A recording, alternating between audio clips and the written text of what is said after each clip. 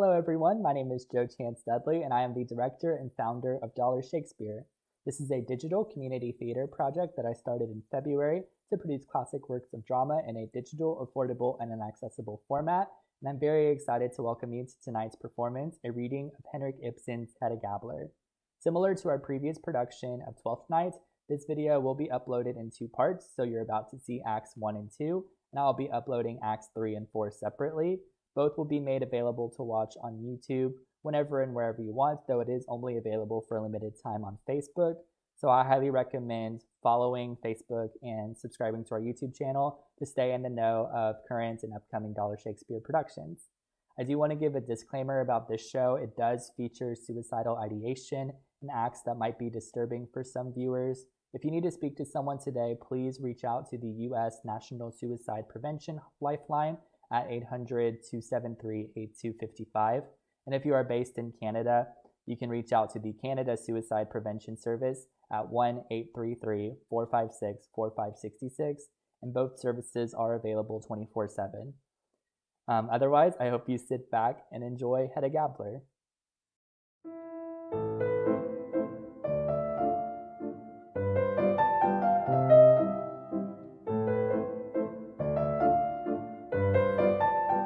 Act 1. A spacious, handsome, and tastefully furnished drawing room, decorated in dark colors. In the back, a wide doorway with curtains drawn back, leading into a smaller room decorated in the same style as the drawing room. In the right-hand wall of the front room, a folding door leading out to the hall. In the opposite wall, on the left, a glass door, also with curtains drawn back. Through the panes can be seen part of a veranda outside and trees covered with autumn foliage. An oval table with a cover on it, and still surrounded by chairs, stands well forward. In front, by the wall on the right, a wide stove of dark porcelain, a high-backed armchair, a cushioned footrest, and two footstools. A settee with a small round table in front of it fills the upper right-hand corner. In front, on the left, a little way from the wall, a sofa. Further back than the glass door, a piano. On either side of the doorway at the back, a whatnot with terracotta and majolica ornaments. Against the back wall of the inner room, a sofa with a table and one or two chairs. On the sofa hangs the portrait of a handsome elderly man in a general's uniform. Over the table hanging a lamp with an opal glass shade. A number of bouquets are arranged about the drawing room in vases and glasses. Others lie upon the table. The floors in both rooms are covered with thick carpets. Morning light. The sun shines in through the glass door. Miss Julianne Tessman, with her bonnet on carrying a parasol, comes in from the hall, followed by Berta, who carries a bouquet wrapped in paper. Miss Tessman is a comely and pleasant-looking lady of about 65.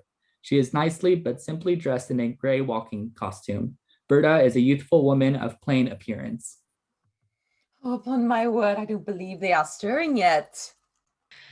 I told you so, miss. Remember how late the steamboat got in last night? And then when they got home, good Lord, what a lot the young mistress had to unpack before she could get to bed. Well, let them have their sleep out. But let us see that they get a good breath of the fresh morning air when they do appear. She goes to the glass door and throws it open. I declare that there isn't a room left. I think I'll put it down here, miss. So you've got a new mistress now. My dear Berta, heaven knows it was a wrench to me to part with you. Do you think it wasn't very hard for me too, miss? After all the blessed years I've been with you and Miss Rena. We must make the best of it, Berta. Was nothing else to be done. George couldn't do without you. See, he absolutely can't. He has had you to look after him ever since he was a little boy. But Miss Julia, I can't help thinking of Miss Rena lying helpless at home there. Poor thing. And with only that new girl too. She'll never learn to take proper care of an invalid. Oh, I shall manage to train her. And of course, I shall take most of it upon myself. You needn't be so uneasy about my poor sister, my dear Berta. Well, but there's another thing, miss. I'm so mortally afraid I shan't be able to suit the young mistress. Oh, well, just at first there may be one or two things. There. Most like she'll be terrible and grand in her ways. Well, you can't wonder at that. General Gabler's daughter. Think of the sort of life she was accustomed to in her father's time. Don't you remember how we used to see her riding down the road along with the general, in the long black habit and with feathers in her hair? Yes, indeed. I remember well enough. But good Lord, I should never have dreamt in those days that she and Master George would make a match of it. Nor I.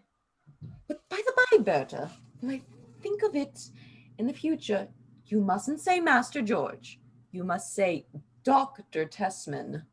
Yes, the young mistress spoke of that too last night. The moment they set foot in the house.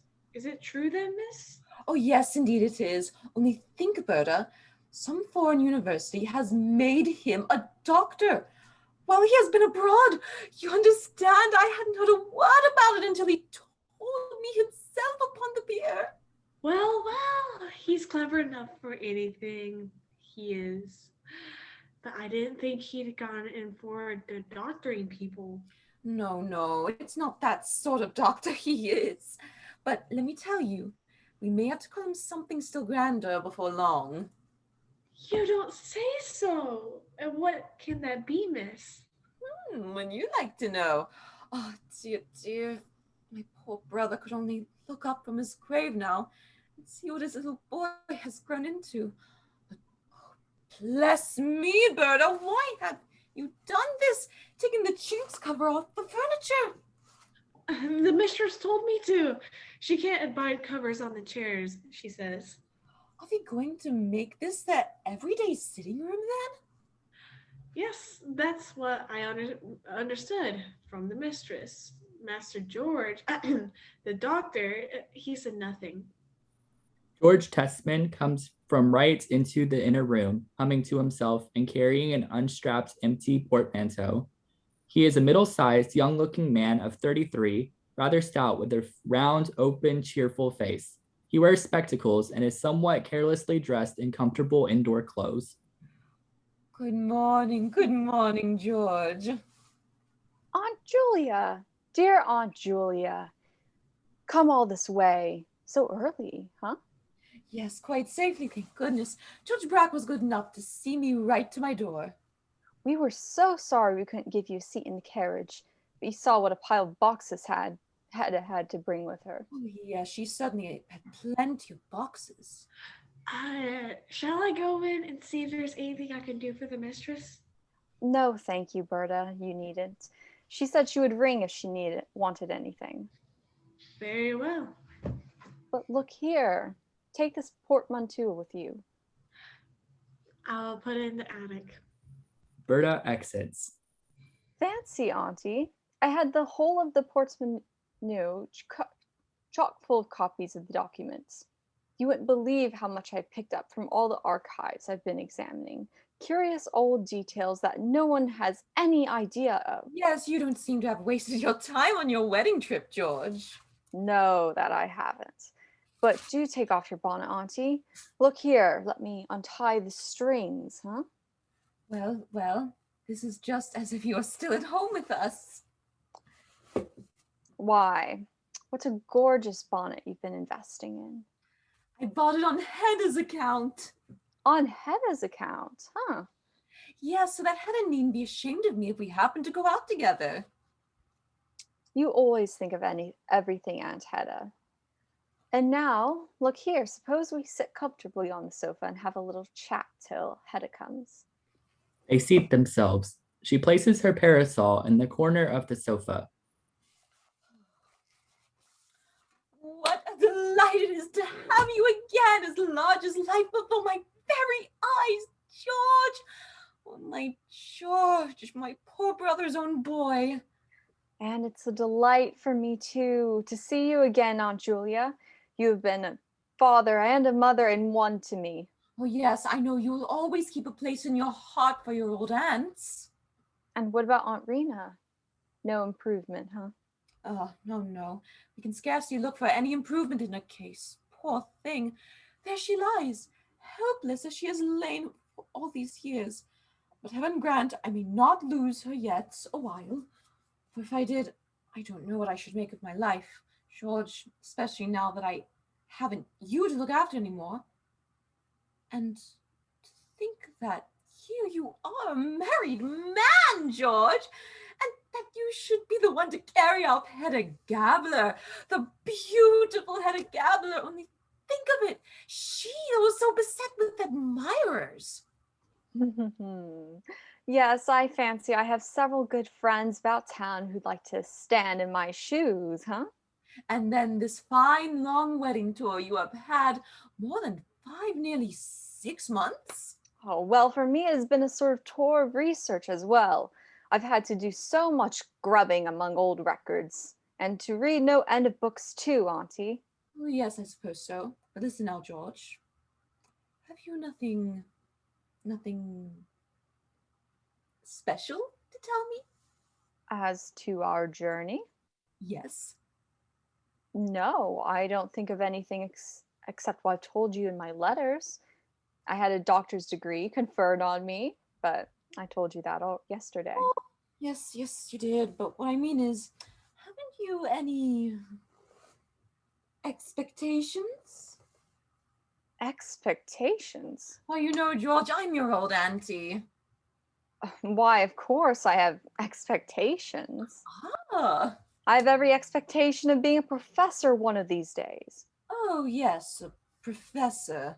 Indeed, I might say I am certain of it. But my dear auntie, you know all about this already.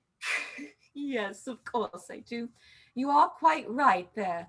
But we were talking about your journey. It must have cost a great deal of money, George. Well, you see, my handsome traveling scholarship went a good way.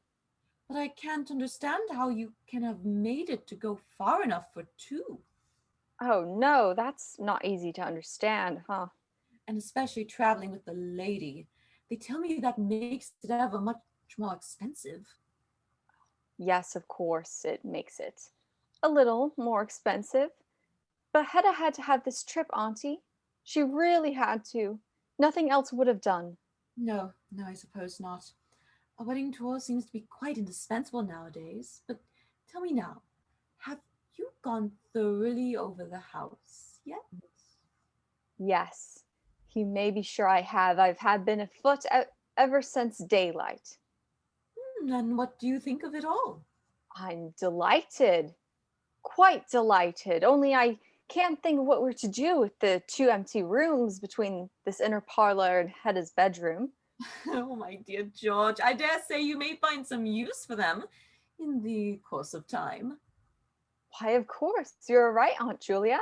You mean as to my library increases, huh? Yes, quite so, my dear boy.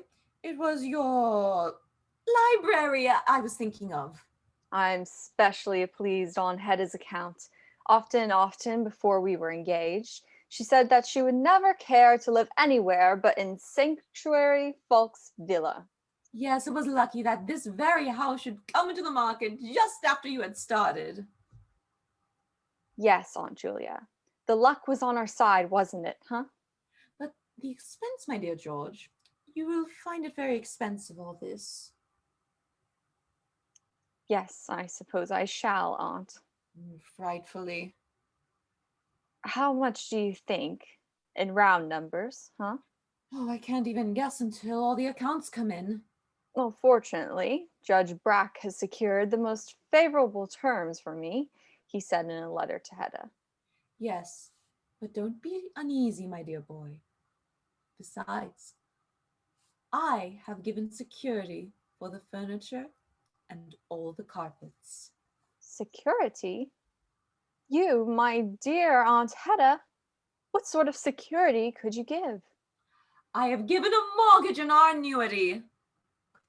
Have you gone out of your senses, Auntie? Your annuity? It's all that you and Aunt Rena have to live on. Well, don't get so excited about it. It's only a matter of form, you know. Judge Brack assured me of that. It was he that was kind enough to arrange the whole affair to me. Only a matter of form, he said.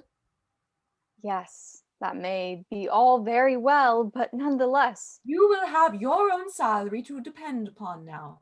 And good heavens, even if we did have to pay up a little to eke things out a bit at the start, why, it would be nothing but a pleasure to us. Oh, Auntie, will you never be tired of making sacrifices for me? Have I any other happiness in the world except to smooth your way for you, my dear boy? You have had neither father nor mother to depend on, and now we have reached the goal, George. Things have looked black enough for us sometimes. Thank heaven. Now you have nothing to fear. Yes, it really is marvelous how everything has turned out for the best. And the people who opposed you, who wanted to bar the way for you, now you have them at your feet. They have fallen, George, your most dangerous rival. His fall was the worst, and now he has to lie on the bed he has made for himself. Poor misguided creature. Have you heard anything of Eilert? Since I went away, I mean. Only that he is said to have published a new book. What? Eilert's Loveborg? Recently, eh? Yes, so they say. Heaven knows whether it can be worth anything. When your new book appears, that will be another story, George. What's it to be about? It will deal with the domestic industries of Brabant during the Middle Ages. Fancy to be able to write on such a subject as that. However, it may be some time before the book is ready. I have all these collections to arrange first, you see. Oh, yes, collecting and arranging.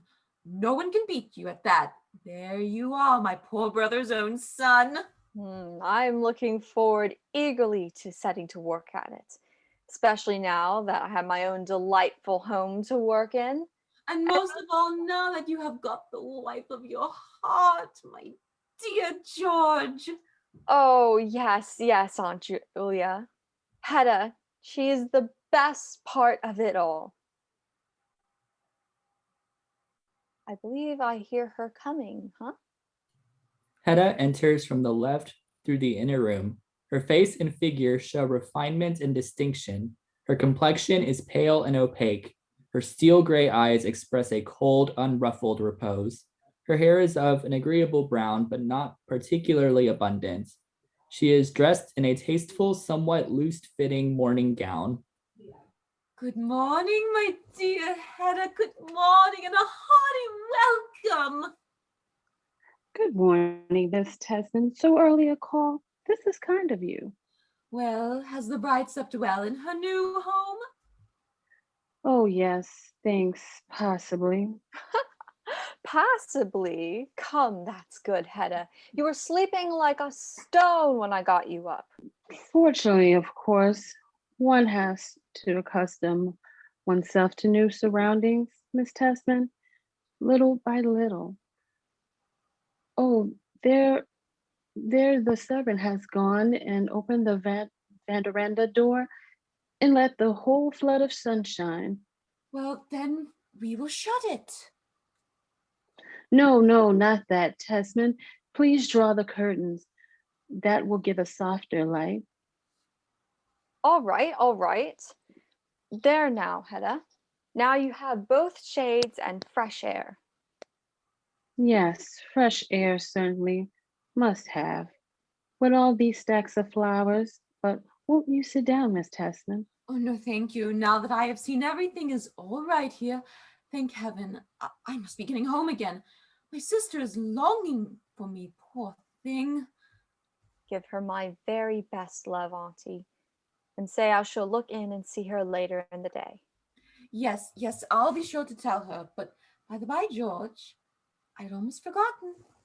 I have something for you here. What is it, Auntie? Look here, my dear boy.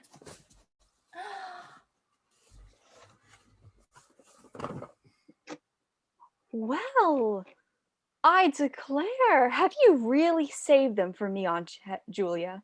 Hedda, isn't this touching? Well, what is it? My old morning shoes, my slippers. Indeed, I remember you often spoke of them while we were aboard. Yes, I miss them terribly. Now you shall see them, Hedda. Thanks, I really don't care about it.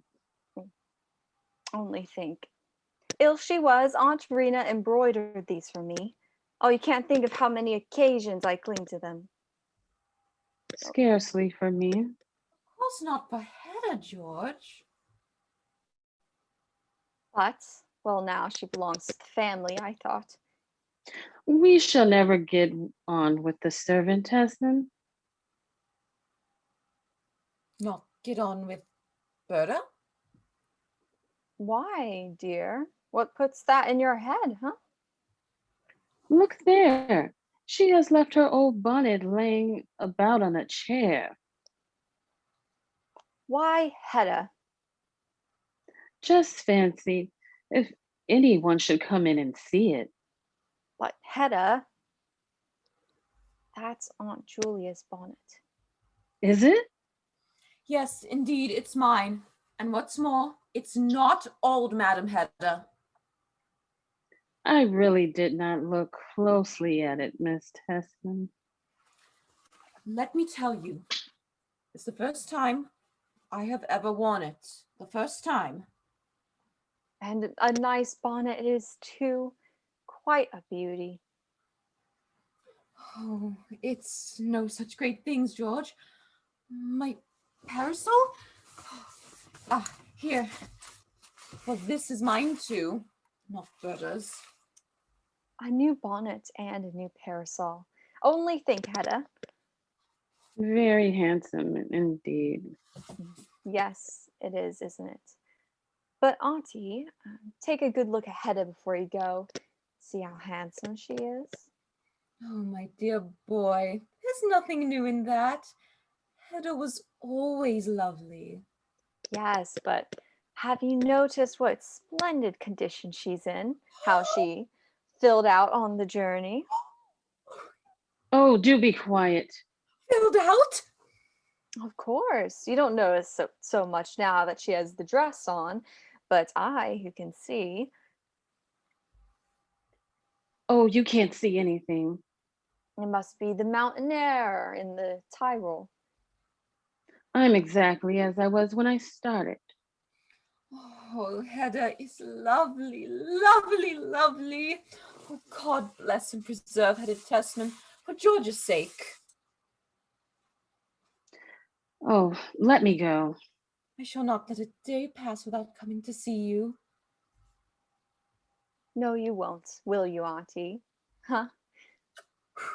Goodbye, goodbye. She goes out by the hall door. Tessman accompanies her. The door remains half open. Tessman can be heard repeating his message to Aunt Rena and his thanks for the slippers. In the meantime, Hedda walks about the room, raising her arms and clenching her hands as if in desperation. Then she flings back the curtains from the glass door and stands there looking out. Presently, Tessman returns and closes the door behind him. What are you looking at, Hedda? I am only looking at the leaves. They are so yellow, so weathered. Well, you see, we are well into September now. Yes, to think of it. Already in September. Don't you think Aunt Julia's manner was strange, dear? Almost solemn. Can you imagine what was the matter with her? Huh? I scarcely know of her. You see, is she not often like that? No, not as she was today. Do you think she was annoyed by the bonnet? Oh, scarcely at all. Perhaps just at the moment. But what an idea to pitch her bonnet about in the drawing room. No one does that sort of thing. Well, you may be sure Aunt Rena won't do it again. In any case, I shall manage to make my peace with her. Yes, my dear. Good Hedda, if you only would. When you call her this afternoon, you must invite her to spend the evening Yes, here. that I will. And there's one thing more you could do that would delight her heart. What is it? If you could only prevail on yourself to say to two for my sake, Hedda. Huh? No, no, Tessin. You really mustn't ask that of me. I have told you so already. I shall try to call her aunt. You must be satisfied with that. Well, well. Only I now think you belong to the family, you. I can't in the least say why. Is there anything the matter with you, Hedda? Huh? I'm only looking at my old piano. It doesn't quite go well with the other things.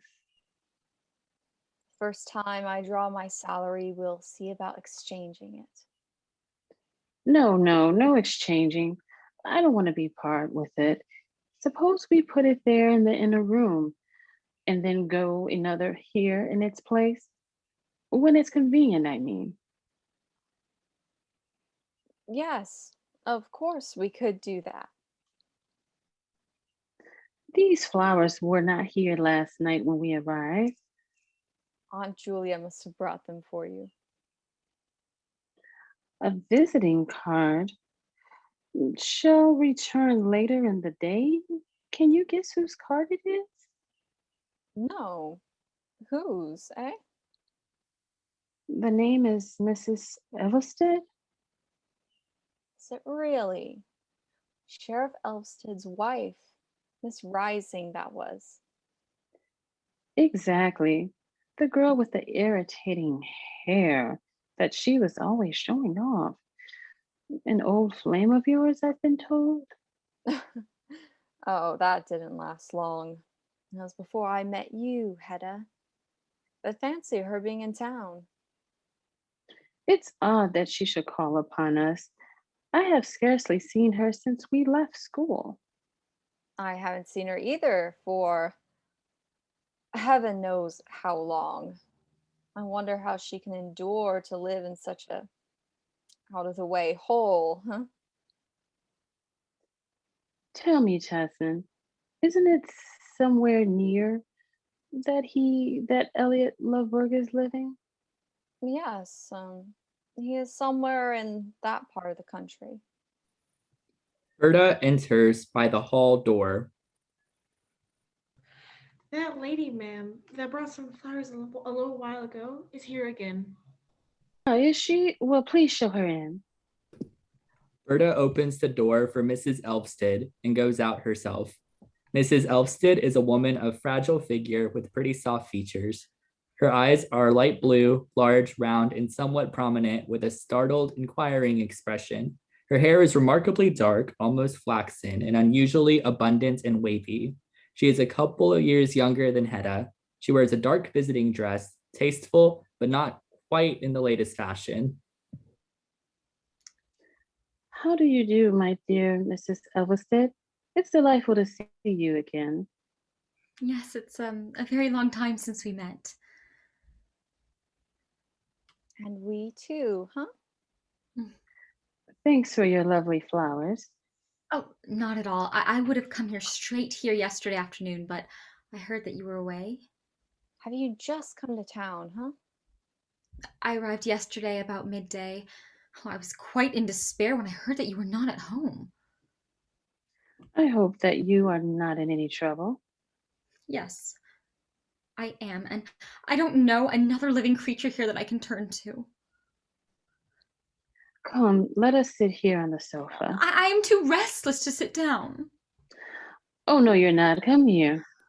She draws Mrs. Elvsted down upon the sofa and sits at her side. Well, what is it, Mrs. Elvsted? Has anything particular happened to you at home? Yes, and no. Oh, I am so anxious. You should not misunderstand me. Then your best plan is to tell us. the whole story, Mrs. Elvested. Suppose that's what you've come for, huh? Yes, yes. Of course it is.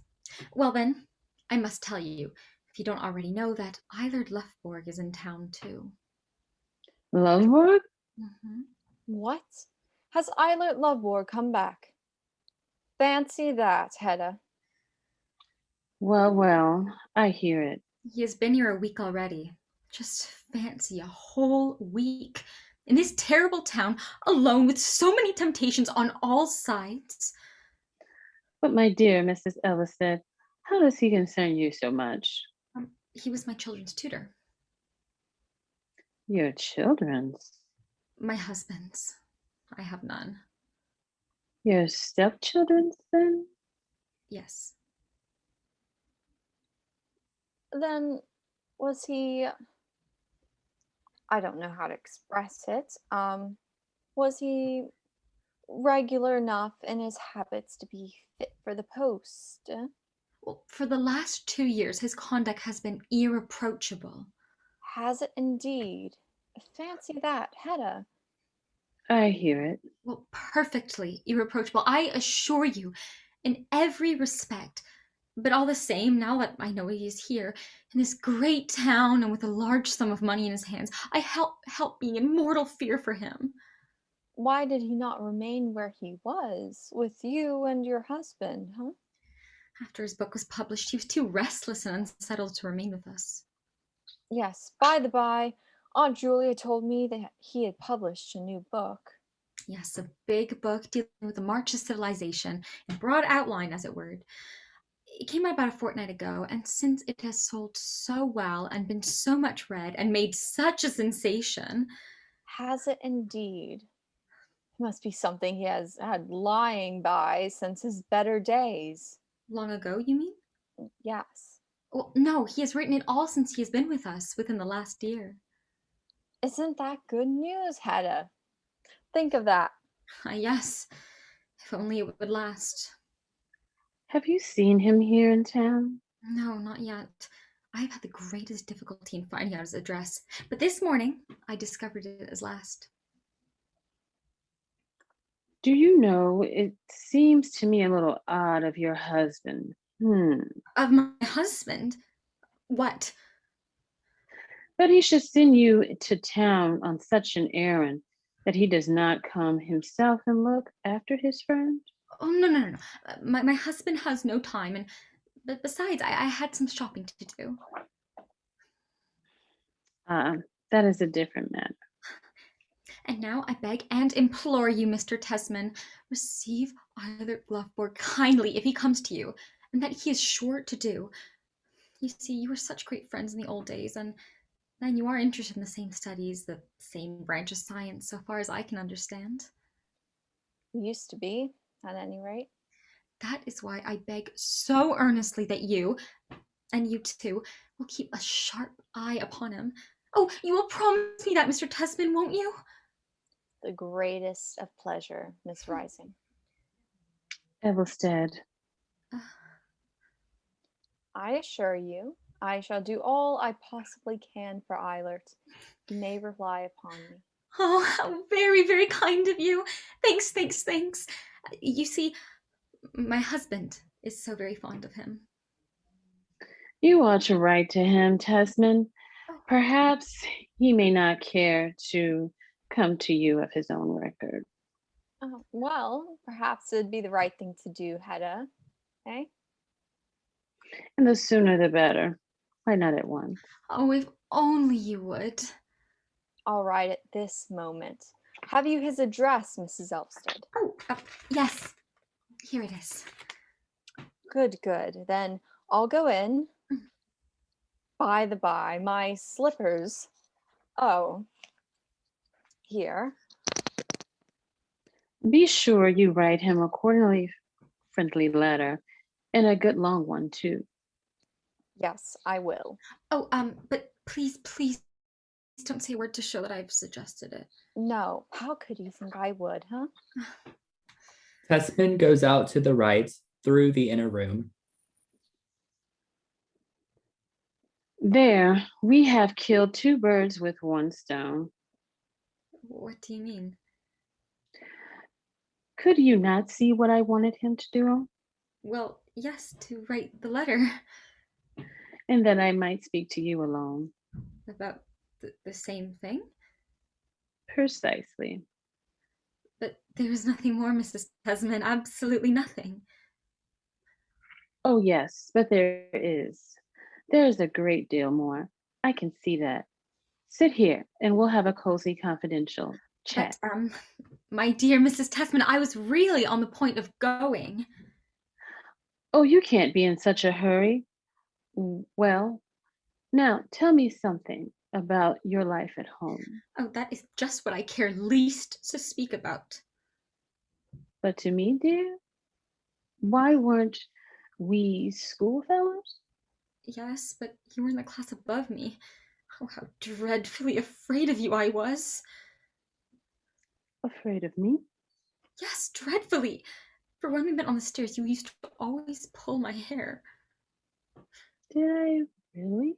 Yes! And once you said that you would burn it all off my head. Oh, that was such nonsense, of course. Yes, but I was so silly in those days. And since then, too, we have drifted so far, far apart from each other. Our circles have been so drastically different. Well, then we must try to drift together again. Now, listen. At school, we were said do to each other, and we called each other by our Christian names. No, I am sure you must be mistaken. No, no, not at all. I can remember quite distinctively. So now we are going to renew our old friendship. There now. You must call me Hedda. Oh, well, how good and kind you are. I'm not used to such kindness. There, there, there.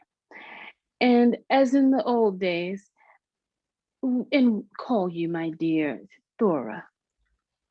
My name is Thea. Why, of course, Thea. So you are not accustomed to goodness and kindness, Thea? Not in your own home? Oh, if only I had a home. But I haven't any. I have never had a home. I almost suspected as much. Yes.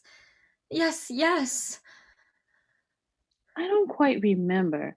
Was it not a housekeeper that first went to Mr. Ellistott's? I really went as a governess. But his wife, his late wife, was an invalid and rarely left her room, so I had to look after the housekeeping as well. And then at last, you became mistress of the house? Yes, I did. Let me see. How long ago was that? My marriage? 5 years ago? To be sure, it must be that. Oh, and those 5 years, or at all events, the last 2 or 3 of them. Oh, if only you could imagine. Elliot Ludberg has been in your neighborhood about 3 years, hasn't he? Albert Leftborg? Yes, he has. Had you known him before in town there?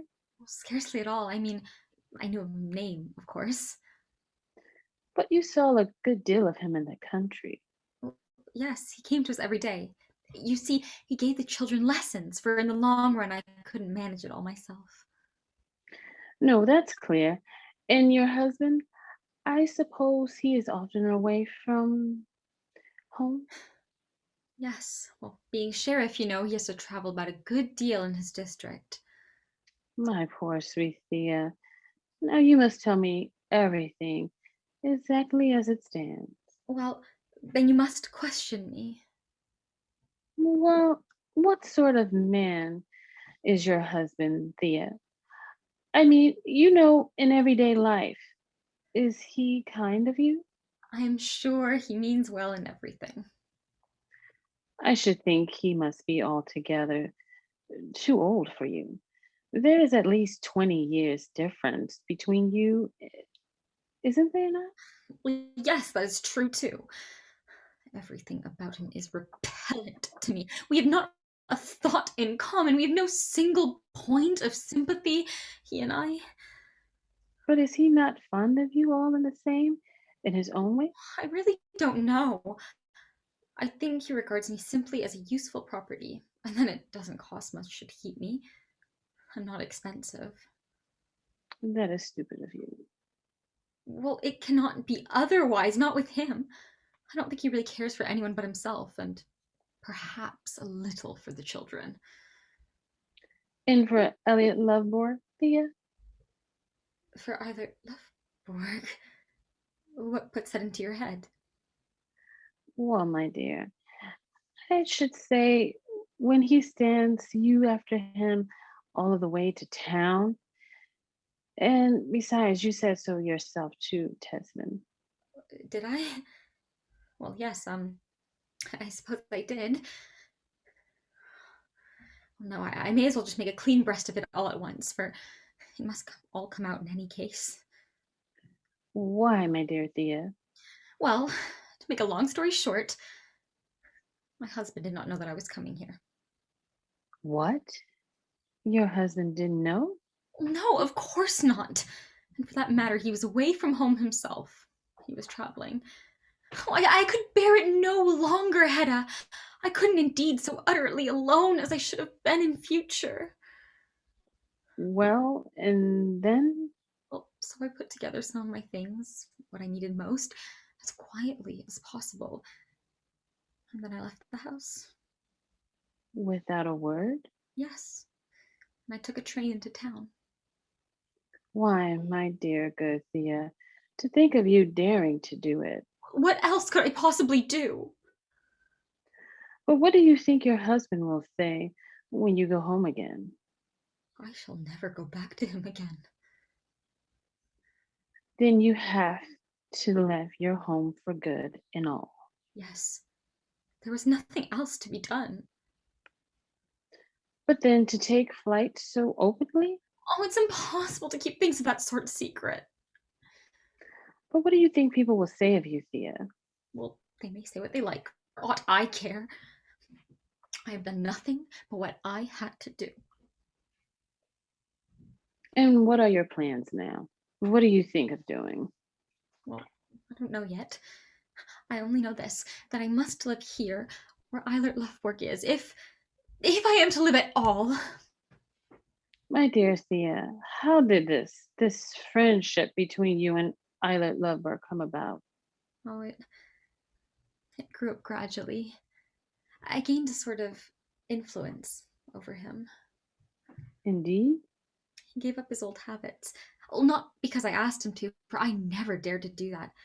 But of course, he saw how repulsive they were to me, and so he dropped them. Then you have reclaimed him, as the saying goes, my little Thea. Well, so he says himself, at any rate. And he, on his side, has made a real human being of me, taught me to think and to understand so many things. Did he give you lessons too, then? Well, no, not exactly lessons, but he talked to me, talked about such an infinity of things. And then came the lovely, happy time when I began to share in his work, when he allowed me to help him. Oh, he did he? Yes. Well, he never wrote anything without my assistance. You two were good comrades, in fact. Oh, comrades! Yes, fancy, Hedda. That is the very word he used. I ought to feel perfectly happy, and yet I cannot, for I don't know how long it will last. Are you no sure of him, then, that? While another woman's shadow stands between Eilert Lovborg and I.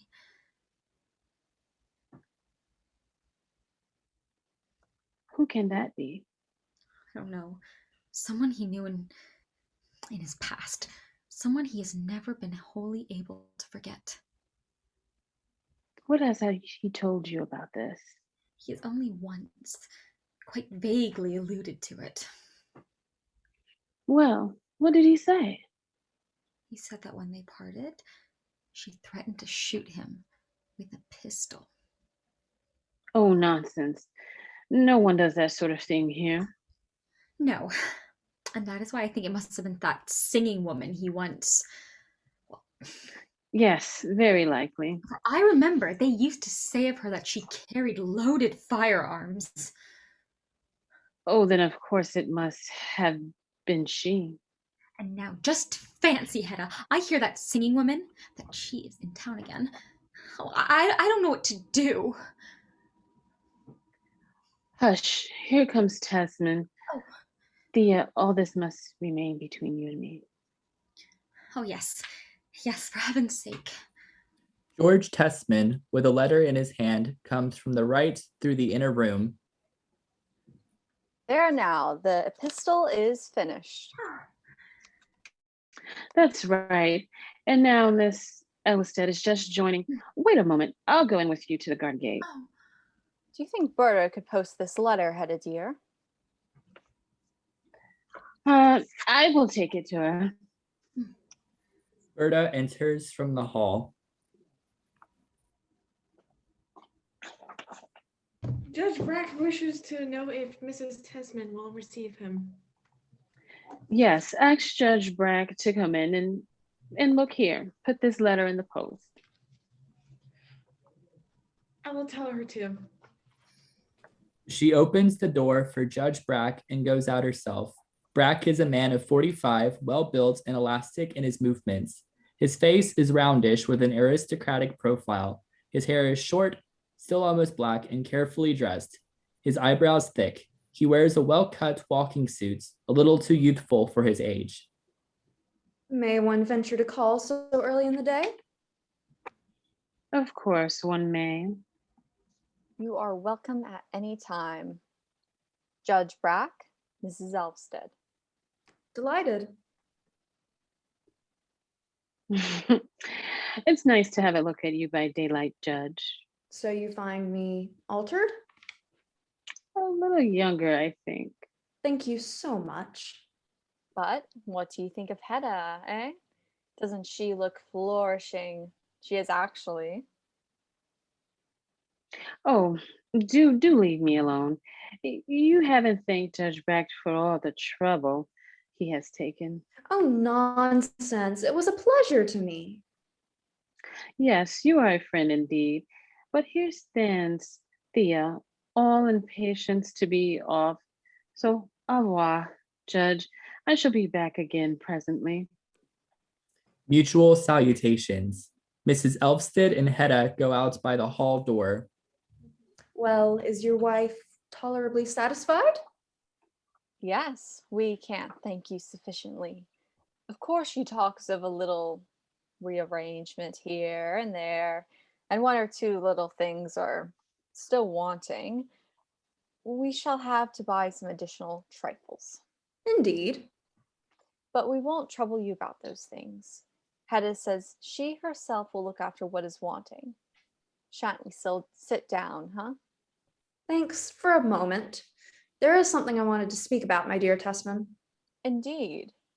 Ah, I understand. I suppose it's the serious part of the frolic that is coming now, huh? Oh, the money question is not so very pressing, though, for that matter, I wish we had gone a little more economically to work. But that would never have done, you know. Think of Hedda. My dear fellow, you who know her so well. I couldn't possibly ask her to put up with a shabby style of living. No, that is just the difficulty. And then, fortunately, it can't be long before I receive my appointment. Well, you see, such things are often apt to hang fire for a long time. Have you heard anything definite, huh? Nothing exactly definite, but by the by, I have one piece of news for you. Well, Your old friend Eilert Lovborg has returned to town. I know that already. Indeed. How did you learn it? From that lady who went out with Hedda. Sheriff Elvsted's wife, I presume? Of course, he has been living up in their regions. And fancy. I'm delighted to hear that he's quite a reformed character. So they say. And then he's published a new book, huh? Yes, indeed he has. Fancy. Isn't that good news? A man of such extraordinary talents. I feel so grieved to think he's gone irretrievably to ruin. That was what everybody thought. But I cannot imagine what he will take to now. How in the world will he be able to make his living, huh? During these last words, Hedda has entered by the hall door. Testament is forever worrying about how people are to make their living. Well, you see, dear, we were talking about poor Eilert Lovborg. Oh, indeed. What is the matter with him? Well, no doubt he has run through all his property long ago. He can scarcely write a new book every year, hey? So I really can't see what is to become of him. Perhaps I can give you some information on that point. Indeed. You must remember that his relations have a good deal of influence. Oh, his relations. Unfortunately, they have entirely washed their hands of him. At one time, they called him the hope of the family. At one time, yes. But he has put an end to all that. Who knows? I hear they have reclaimed him up at Sheriff Elvestead's. And then this book that he has published. Well, I hope to goodness that they might find something for him to do. I have just written to him. I asked him to come and see us this evening. Hedda, dear. But my dear fellow, you're booked for my bachelor's party this evening. You promised on the pier last night. Had you forgotten, George? Yes, I had utterly forgotten. But it doesn't matter, for you may be sure he won't come. What makes you think that, huh? My dear Testman, and you too, Mrs. Testman, I think I ought not to keep you in the dark about something that concerns Eilert. both you and him. Well, my dear judge, out with it. You must be prepared to find your appointment deferred longer than you desired or expected. Is there some hitch about it? The nomination may perhaps be made conditional on the result of a competition. Competition? Think of that, Hedda. Who can my competitor be? Surely not. Yes, precisely. Eilert Lovborg. Oh, no. That's quite impossible, huh? That is what it may come to, all the same. Well, but Judge Brack, it would show the most incredible lack of consideration for me. For just think, I am a married man. We have married on the strength of these prospects, Hedda and I, and run deep into debt, and borrowed money from Aunt Julia too. Good heavens. That as good as promised me the appointment, huh? Well, no doubt you will get it in the end, only after a contest. Fancy Testament. There will be a sort of sporting interest in it all. Why, my dearest Hedda, how can you be so indifferent about it? I am not at all indifferent. I am most eager to see who wins. In any case, Mrs. Testman, it is best that you should know how matters stand. I mean, before you set about the little purchases I hear you're threatening. This makes no difference. Indeed, then I have nothing more to say. Goodbye. I shall look in on my way back from my afternoon walk and take you home with me. Oh, yes. Your news has quite upset me. Goodbye, Judge, and be sure you call in this afternoon. Many thanks. Goodbye. Goodbye, my dear judge. You must really excuse me. Brack goes out by the hall door. Oh, Hedda, one should never rush into adventures, hey? Do you do that? Yes, dear. There's no denying it was adventurous to go and marry and set up the house upon mere expectations. Perhaps you are right there. Well, at all events, we have our delightful home, Hedda. Fancy, the home we both dreamed of, the home where we fell in love with, I almost say. It was part of our compact that we were to go into society to keep open house. Yes, if you only knew how I'd been looking forward to it. Fancy to see you as a hostess in a select circle. Oh, I intended you to lead such an utterly different life, dear.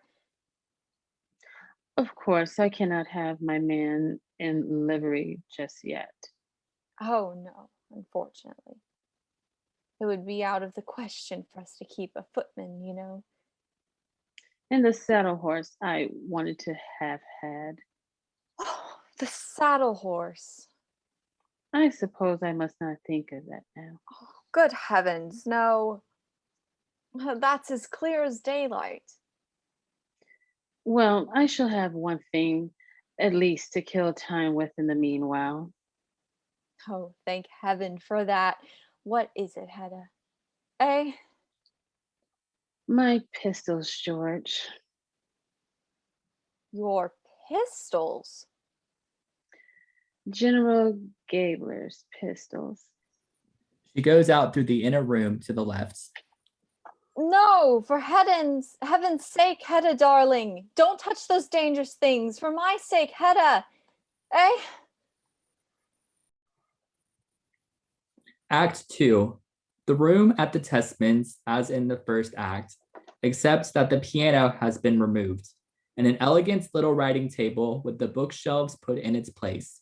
A smaller table stands near the sofa on the left. Most of the bouquets have been taken away. Mrs. Elvsted's bouquet is upon the large table in front. It is afternoon. Hedda, dressed to receive callers, is alone in the room. She stands by the open glass door, loading a revolver. The fellow to it lies in an open pistol case on the writing table. So you are here again, Judge? As you see, Mrs. Tessman. Now I'll shoot you, Judge Brack. No, no, no, no, no. Don't stand aiming at me. This is what comes of you sneaking in by the back way. Bang. Are you out of your senses? Dear me, did I happen to hit you? I wish you would let these pranks alone. Come in then, Judge. Judge Brack, dressed as though for a men's party, enters by the glass door. He carries a light overcoat over his arm. What the deuce? Haven't you tired of that sport yet? What are you shooting at? Oh, I am only firing in the air. Allow me, madam. I know this pistol well. Where's the case? Ah, here it is. Now we won't play at that game anymore today. Then what in heaven's name would you have me do with myself? Have you had no visitors? No, not one. I suppose all set are still out of town. And is Tessman not at home either? No, he rushed off to his aunts directly after lunch. He didn't expect you so early. How stupid of me not to have thought of that. Why stupid? Because if I had thought of it, I should have come a little earlier. Then you would have found no one to receive you, for I have been in my room changing my dress ever since lunch. And is there no sort of little chink that we could hold a parley through? You have forgotten to arrange one. That was another piece of stupidity. Well, we must just settle down here and wait. Testman is not likely to be back for some time yet. Never mind, I shall not be impatient. Hedda seats herself in the corner of the sofa. Brack lays his overcoat over the back of the nearest chair and sits down, but keeps his hat in his hands. A short silence. They look at each other. Well, I spoke first. Come, let us have a cozy little chat, Mrs. Hedda. Does it not seem like a whole eternity since our last talk? Of course, I don't count those few words yesterday evening and this morning. You mean since our last confidential talk, our last tete-a-tete? Well, yes, since you put it so. Not a day passed, but I have wished that you were home again. And I have done nothing but wish the same thing. You? Really, Mrs. Hedda? And I thought you had been enjoying your tour so much. Oh, yes, you may be sure of that. But Tessman's letters spoke of nothing but happiness.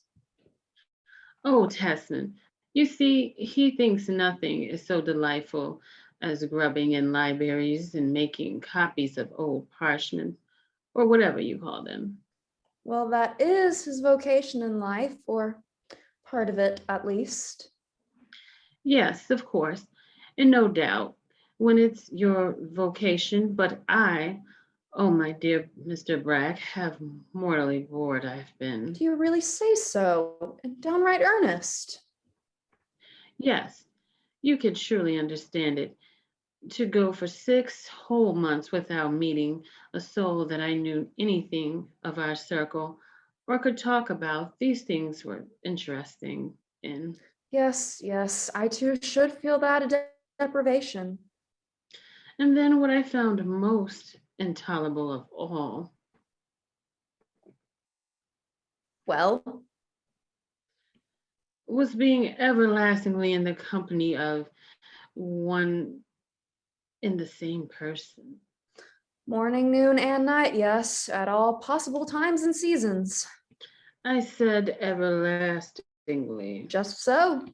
But I should have thought with our excellent Testman, one could. Tessman is a specialist, my dear Judge. Undeniable. And specialists are not at all amusing to travel with, not in the long run at any rate. Not even the specialist one happens to love? Fa, don't use that sickening word. What do you say, Mrs. Hedda? You should just try it. To hear of nothing but the history of civilizations, morning, noon, and night. Everlastingly. Yes, yes, yes.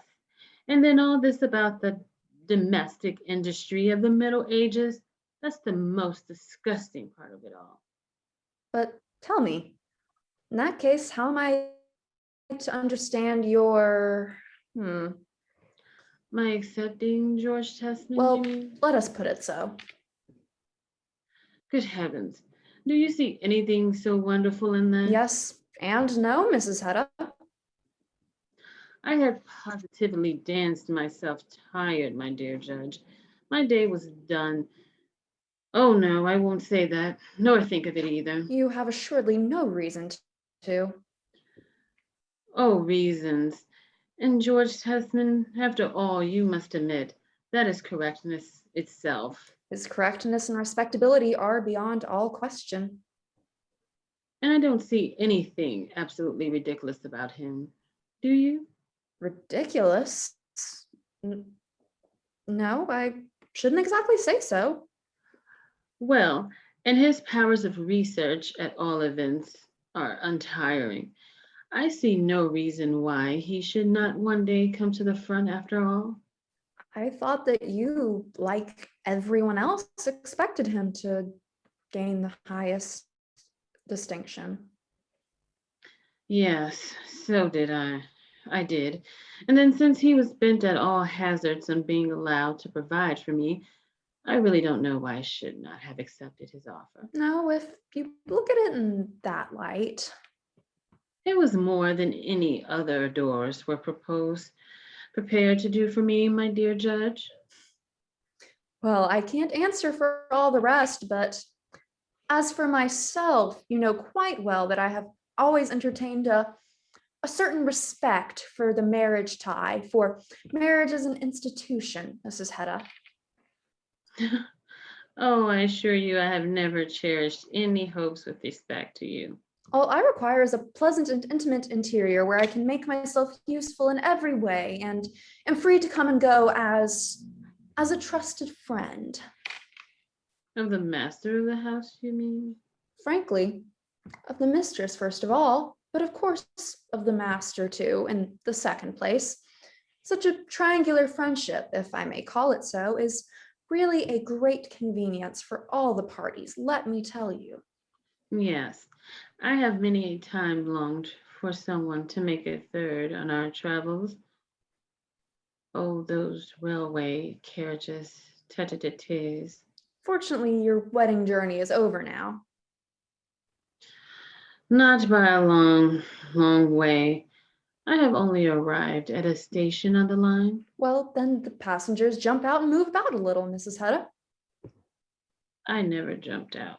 Really? No, because there is always someone standing by to. To look at your ankles, do you mean? Precisely. Well, but dear me. I wouldn't have it. I would rather keep my seat where I happen to be and continue the tete-a-tetes. But suppose a third person were to jump in and join the couple. Ah, that is quite another matter. A trusted, sympathetic friend. With a fund of conversation on all sorts of lively topics. And not the least bit of a specialist. Yes, that would be a sigh of relief indeed. The triangle is completed. And on goes the train. George Tessman, in a gray walking suit with a soft felt hat, enters from the hall. He has a number of unbound books under his arm and in his pockets.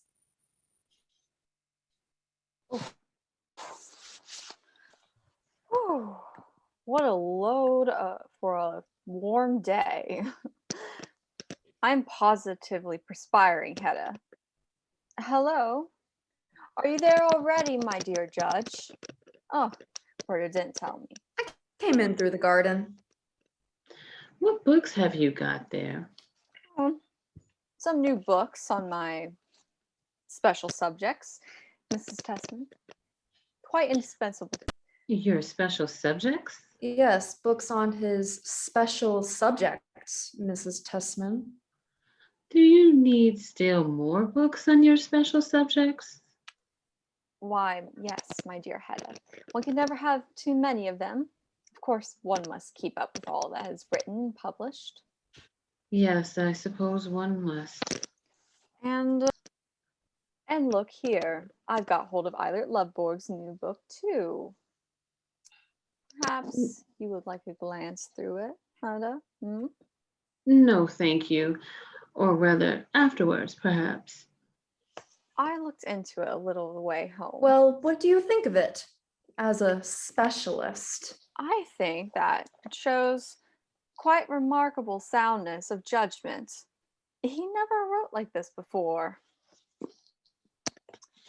Now I shall take all these into my study. I'm longing to cut the leaves, and then I must change clothes. I suppose we needn't start just yet, huh? Oh dear no, there's not the slightest hurry. Well then, I'll take my time. By the by, Hedda, Aunt Julia is not coming this evening. Not coming? Is it that affair of the bonnet that keeps her away?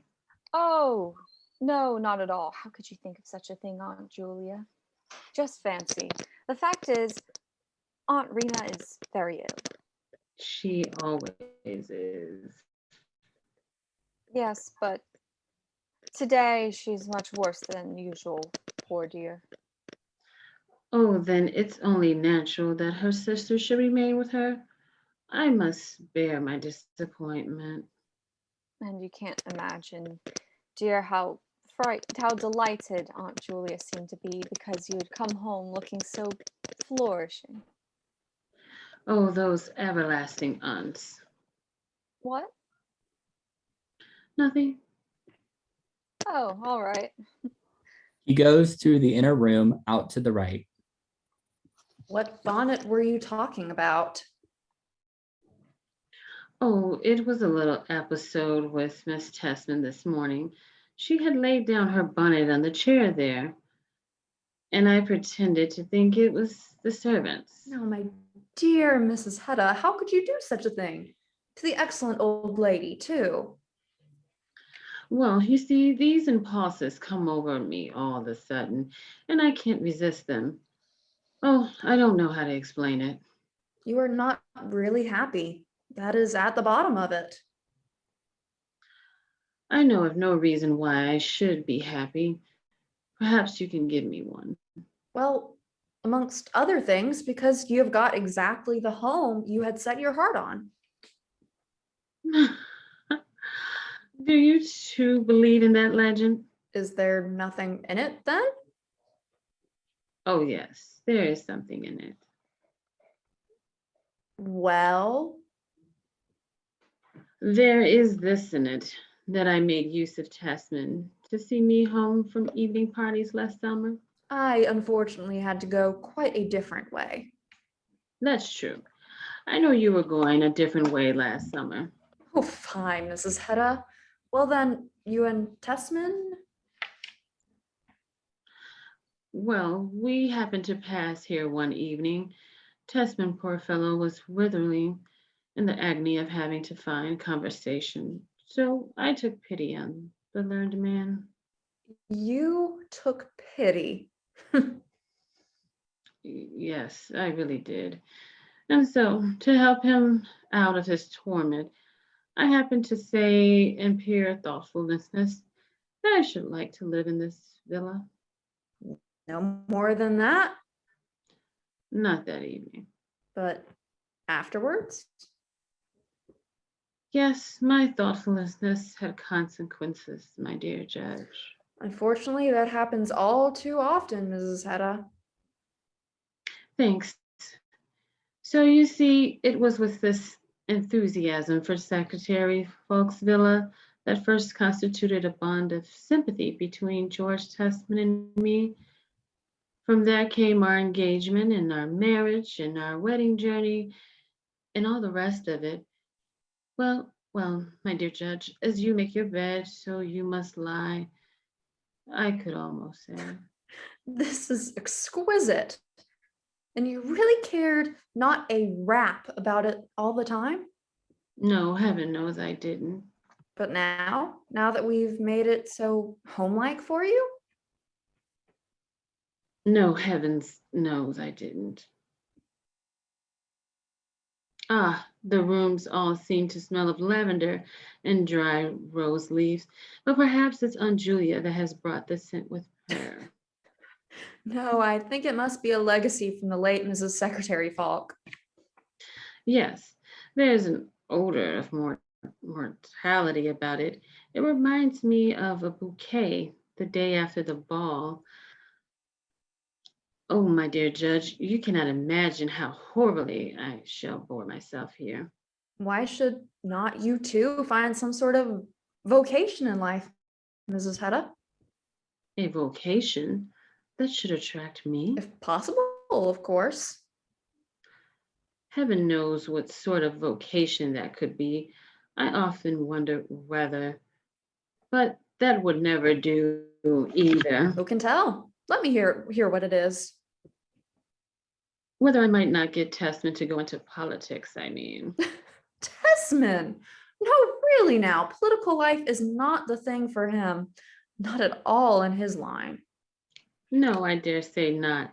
But if I could get him into it all the same. Why, what satisfaction could you find in that? If he's not fitted for that sort of thing, why should you want to drive him into it? Because I am bored, I tell you.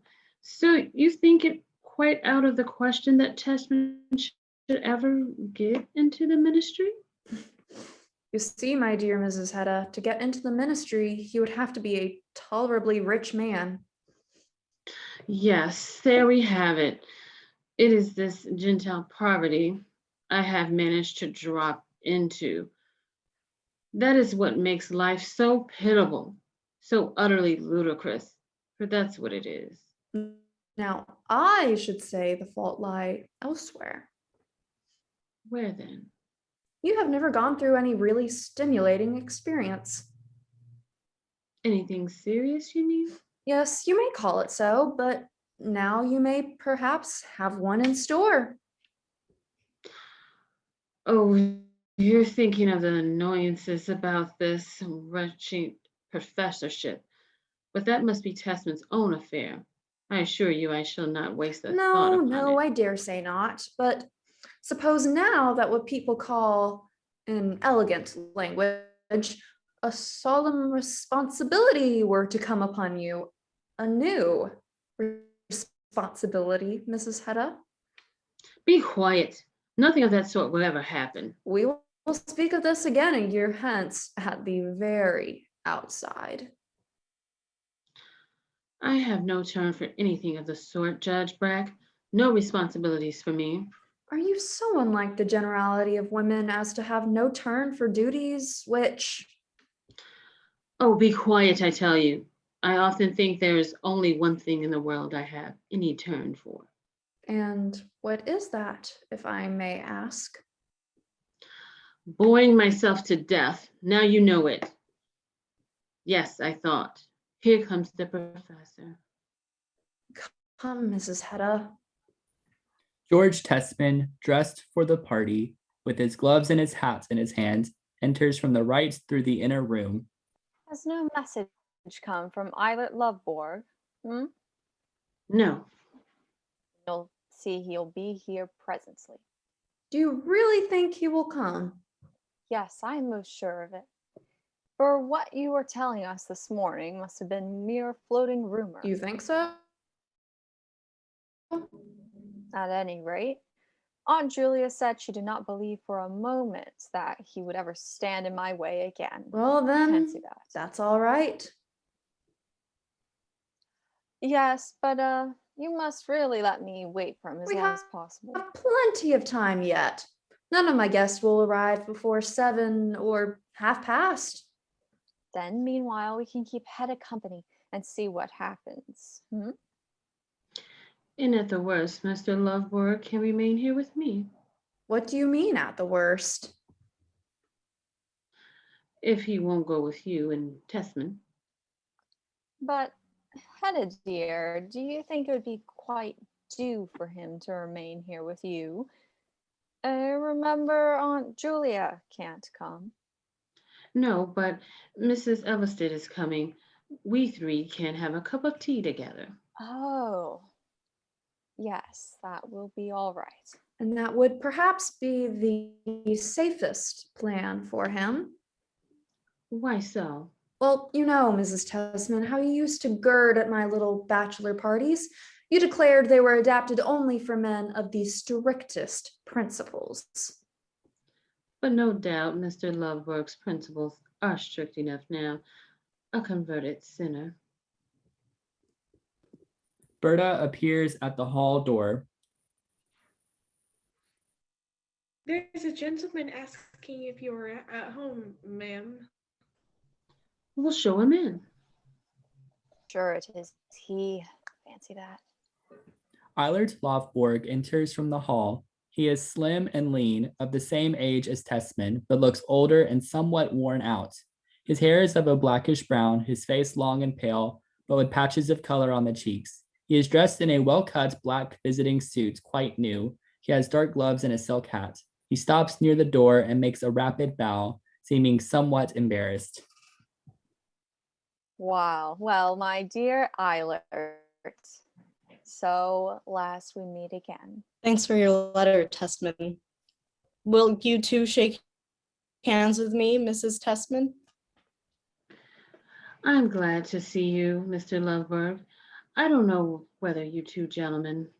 Judge Brack, Oh, I think. yes. In the old days. And now you must make yourself entirely at home, Eilert. Wasn't he, Hedda? For I hear you're going to settle in town again. Huh? Yes, I am. Quite right, quite right. Let me tell you, I've got a hold of your new book. I haven't had time to read it yet. You may spare yourself the trouble. Why so? Because there is very little in it. Just fancy, how can you say so? But it has been very much praised, I hear. That was what I wanted, so I put nothing into the book but what everyone would agree with. Very wise of you. Well, but my dear Eilert, For now, I mean to win myself a position again, to make a fresh start. ah, that is what you wish to do, eh? But when this one appears, George Tessman, you will have to read it. For this is the real book, the book I have put my true self into. Indeed. And what is it? It is the continuation Continuation of what? of the book, Of the new book. of course. Then why, my dear Eilert, does it not come down to our own days? Yes, it does. And this one deals with the future.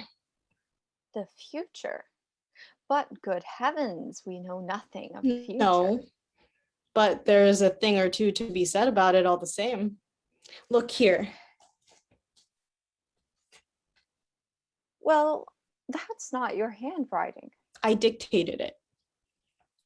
It falls into two sections. The first deals with the civilizing forces of the future, and here's the second, forecasting the probable line of development. How odd now. I should never have thought of writing anything of that sort. I dare say not. I brought it, thinking I might read you a little of it this evening. That was very good of you, Eilert. But this evening, I don't see how we can manage it. Well, then some other time. There is no hurry. I must tell you, Mr. Loveberg, there's a little gathering at my house this evening, mainly in honor of Tessman, you know. Oh, then I won't detain No, you. but listen, will you not do me the favor of joining us? No, I can't. Thank you very much. Oh, nonsense. Do. We shall be quite a select little circle, and I assure you we shall have a lively time, as Mrs. Tessman says. I have no doubt of it, but nevertheless. And then you might bring your manuscript with you and read it to Tessman at my house. I could give you a room to yourselves. Yes, think of that, Eilert. Why shouldn't you, huh? But Tesman, if Mr. Loveberg would rather not, I'm sure Mr. Loveberg is much more inclined to remain here and have supper with me. With you, Mrs. Tessman? And with Mrs. Elliston. Ah. I saw her for a moment this morning. Did you? Well, she is coming this evening. So, you see, you are almost bound to remain, Mr. Loveberg, or she will have no one to see her home. That's true. Many thanks, Mrs. Tessman. In that case, I will remain. Then I have one or two orders to give the servant. Tell me, Eilert, is it this new subject, the future, Yes. that you're going to lecture about? They told me at the booksellers that you are going to deliver a course of lectures this That autumn. is my intention. I hope you won't take it ill, Tessman. Oh, no, not in the least, but I can quite understand that it must be very disagreeable to you. oh, I can't expect you out of consideration for me to. But I shall wait till you have received your appointment. Will you wait? But yes, but are you not going to compete with me? No, It is only the moral victory I care for. Why? Bless me, Aunt Julia was right after all. Oh yes, I knew it. Hedda, just fancy, Eilert Loveborg is not going to stand in our way. Our way? Pray leave me out of the question. And you, Judge Brack, what do you say to this, huh? Well, I say that a moral victory, may be all very fine. Oh yes, certainly, but all the same. You stand there looking as if you are thunderstruck. Yes. So I am. I almost think. Don't you see, Mrs. Tessman? A thunderstorm has just passed over. Will you not take a glass of cold punch? Gentlemen? A stirrup cup? Yes, it wouldn't come amiss. A capital idea, Hedda. Just the thing. Now that the weight has been taken off in my mind. Will you not join them, Mr. Loveberg? No, thank you. Nothing for me. Why, bless me.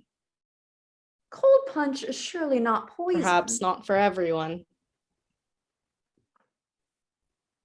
I will keep Mr. Loveberg company in the meantime. Yes, Hedda dear, do. He and Brack go into the inner room, seat themselves, drink punch, smoke cigarettes, and carry on a lively conversation during what follows. Eilert Lovborg remains standing beside the stove. Hedda goes to the writing table. Do you care to look at some photographs, Mr. Loveberg? You know Tessman and I made a tour in the Tyrol on our way home. She takes up an album and places it on the table beside the sofa, in the furthest corner of which she seats herself. Eilert Lovborg approaches, stops, and looks at her. Then he takes a chair and seats himself to her left. Do you see this range of mountains, Mr. Loveberg? It's the Adler group.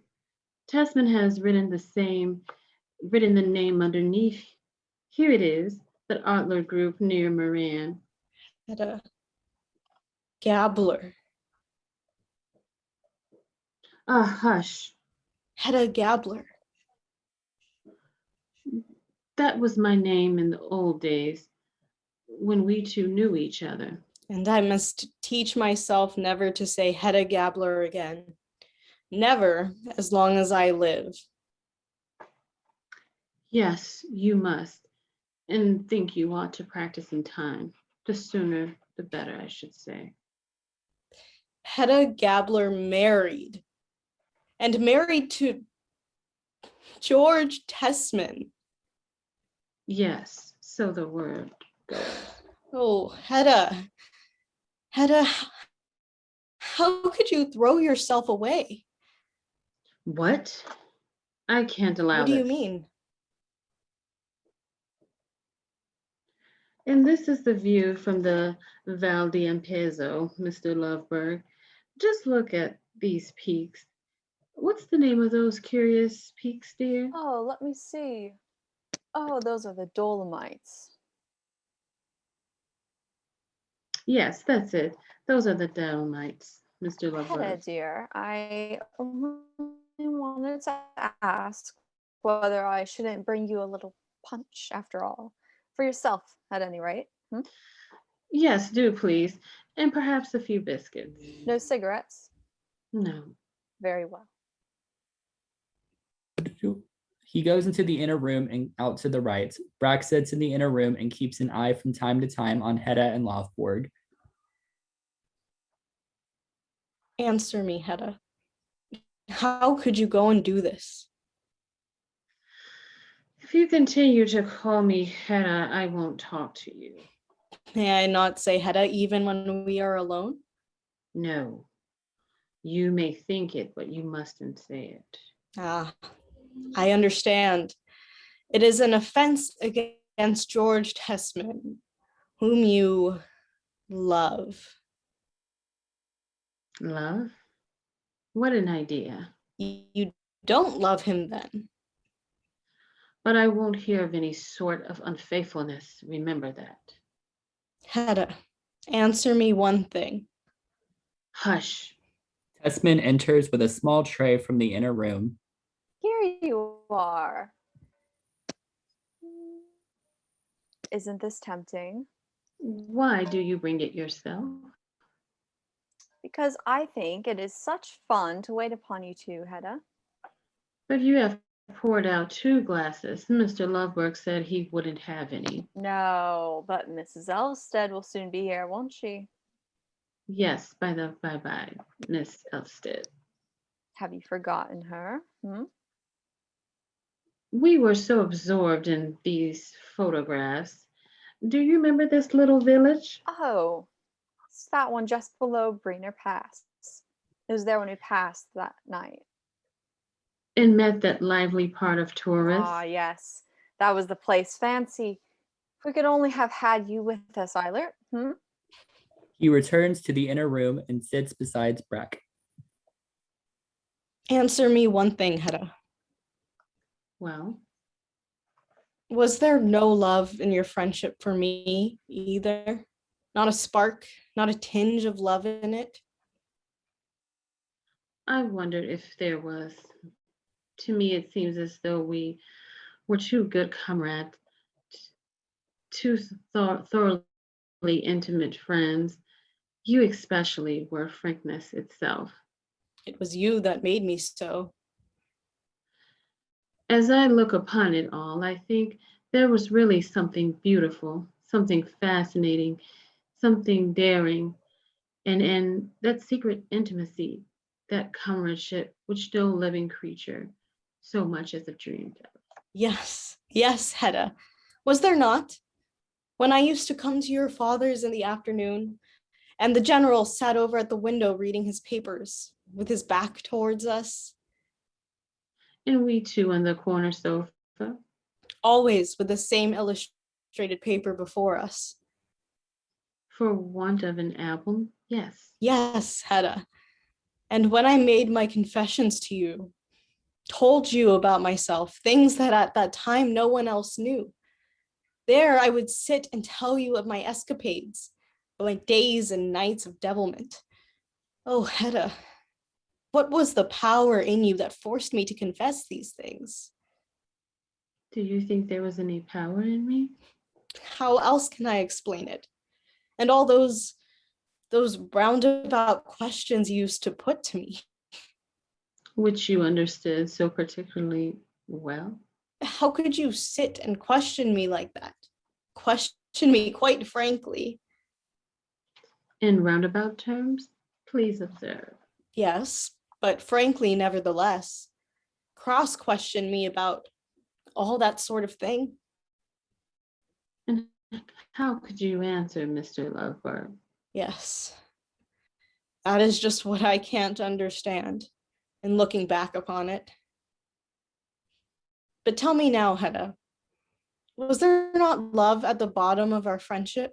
On your side, did you not feel as though you might purge my stains away if I made you my confessor?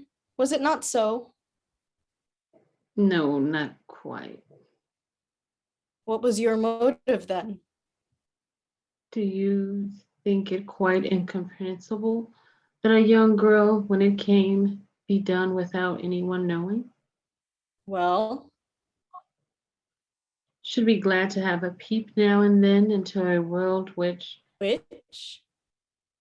she is forbidden to know anything about. So that was it. Partially, I almost think. Comradeship and the thirst for life. But why should not that at any rate have continued? The fault was yours. It was you that broke with me. Yes, when our friendship threatened to develop into something more serious. Shame upon you, Elliot Lovebird.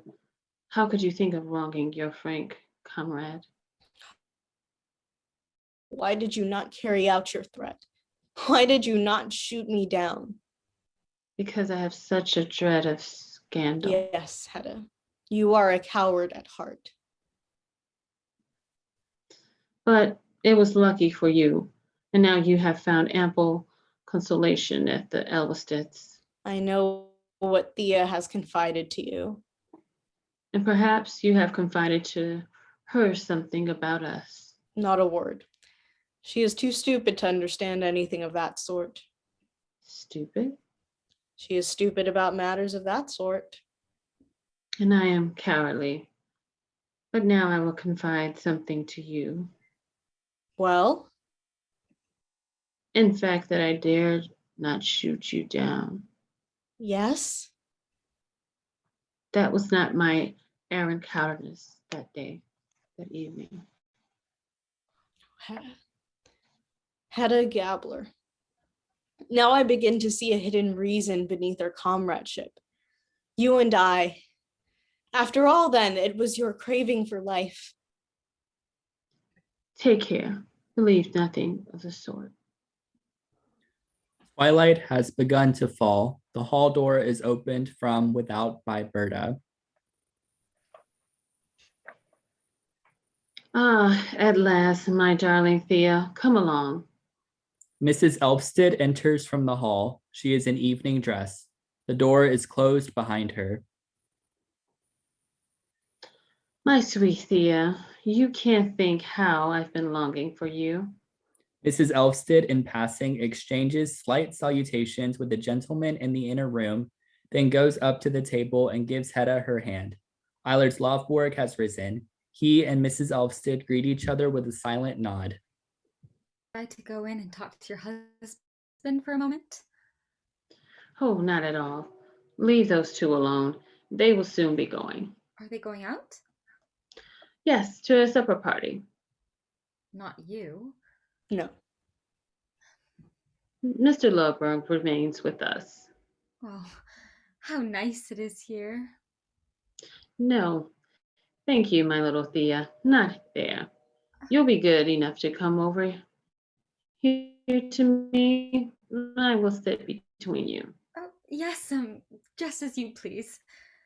She lovely to look at. Only to look at. Yes. For we two, she and I, we are two real comrades. We have absolute faith in each other, so we can sit and talk with perfect frankness. Not roundabout, Mr. Lovborg. Well, Oh, how happy I am, Hedda. For only think, he says I have inspired him too. Ah, does he seem that dear? and then she is so brave, Mrs. Tessman. Good heavens. Am I brave? Ah, yes, courage. If one only had that. What then? What do you mean? Then life would perhaps be livable after all. But now, my dearest Thea, you really must have a glass of cold punch. No thanks, I never take anything of that kind. Well then, you, Mr. Lovborg. Nor I, thank you. No, he doesn't either. But if I say you shall, It would be of no use. then I, poor creature, have no sort of power over you. Not in that respect. But seriously, I thought you ought to for your own sake. Why, Hedda? How so? Or rather an account of other people. Indeed. Otherwise, people might be apt to suspect that in your heart of hearts, you do not feel quite secure, quite confident in yourself. Please, Hedda. People may suspect what they like for the present. Well, yes. Let them. I saw it plainly in Judge Brack's face a moment ago. What did you see? His contemptuous smile when you dared not go with them into the inner room. Dared not. Of course, I prefer to stop here and talk to you. What could be more natural, Hedda? But the judge could not guess that. And I say, too, the way he smiled and glanced at Tesman when you dared not accept his invitation to this ratchet little supper party of his. Dared not? Do you say I dared not? I don't say so, but that was how Judge Brack understood it. Well, let him. Then you were not going with him? I will stay here with you and Thea. Yes, Hedda. How can you doubt that? Firm as a rock, faithfulness to your principles now and forever. Ah, that is how a man should be. And, well, now what did I tell you? When you come to us this morning in such a state of distraction? Distraction? Hedda? Oh, Hedda! You can see for yourself. You haven't the slightest reason to be in such mortal terror. There, now we all can enjoy ourselves. What is all this, Mrs. Tessman? Oh my God, Hedda, what are you saying? What are you doing? Don't get excited. That horrid Judge Brack is still watching you. So she was in mortal terror on my account. Oh, Hedda, now you've gone and ruined everything. So that was my comrade's frank confidence in me. Oh, my dearest friend, only let me tell you. Your health, Thea. No. He empties the Hedda, glass Hedda! and puts it down. Oh, Hedda, how could you do this? I do it? Are you crazy? Here's to your health too, Mrs. Tessman. Thanks for the truth. Hurrah for the truth. He empties the glass and is about to refill it. Come. No more for the present. Remember, you are going out to supper. No. Hush. They are sitting watching you. Now, Thea, tell me the truth. Yes. Did your husband know that you had come after me? Was it arranged between you and him that you were to come to town and look after me? Perhaps it was the sheriff himself that urged you to come. Aha, my dear, no doubt he wanted my help in his office. Or was it at the card table that he missed me? Oh, Loveborg. No more just now. Remember, you have to read your manuscript to Tessman. It was stupid of me, all this. Thea, to take it in this way, I mean. Don't be angry with me, my dear comrade. You shall see, both you and the others, that if I was fallen once, now I have risen again. Thanks to you, Thea. Oh, heaven be praised. Brack has in the meantime looked at his watch. He and Tessman rise and come into the drawing room. Well, Mrs. Tessman, our time has come. I suppose it has. Mine too, Judge Brack. You were good enough to invite me. Well, are you coming after all? Yes, many thanks. I'm delighted. I should like to show you one or two things before I send it to the printers. Fancy, that would be delightful. But Hedda dear, how is Mrs. Elvsted to get home? Oh, that can be managed somehow. Mrs. Elvsted. Of course, I'll come in again and fetch her. At 10 or thereabouts, Mrs. Tessman, will that do? Certainly, that will do capitally. Well then, that's all right. But you must not expect me so early, Hedda. Oh, you may stop as long as you ever please.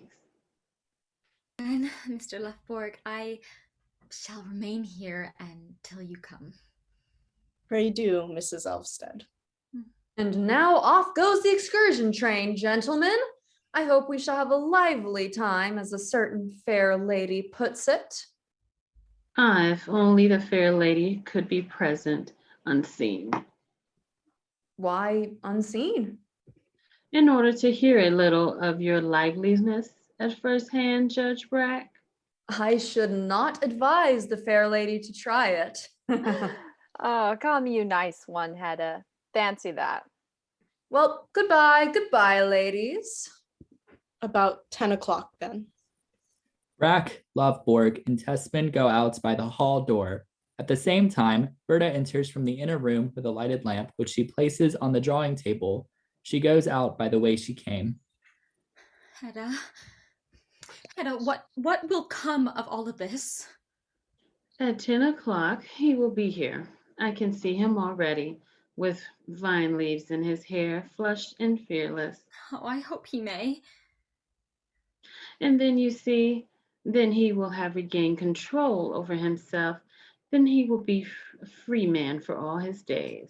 Oh, God, if you would only come as you see him now. He will come as I see him, so and not otherwise. You may doubt him as long as you please. I believe in him, and now we will try. You have some hidden motive in this, Hedda. Yes, I have. I want for once in my life to have power to mold a human destiny. Have you not the power? I have not, and I have never had it. Well, not your husband's? Do you think that it is worth the trouble? Oh, if you could only understand how poor I am, and fate has made you so rich. I think I must burn your hair off after all. Let me go.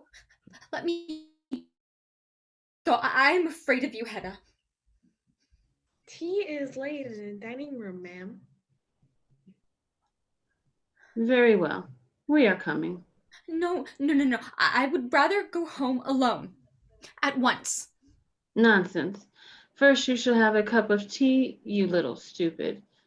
And then at 10 o'clock, Eilert Lovework will be here with vine leaves in his hair. She drags Mrs. Elfstead almost by force to the middle doorway.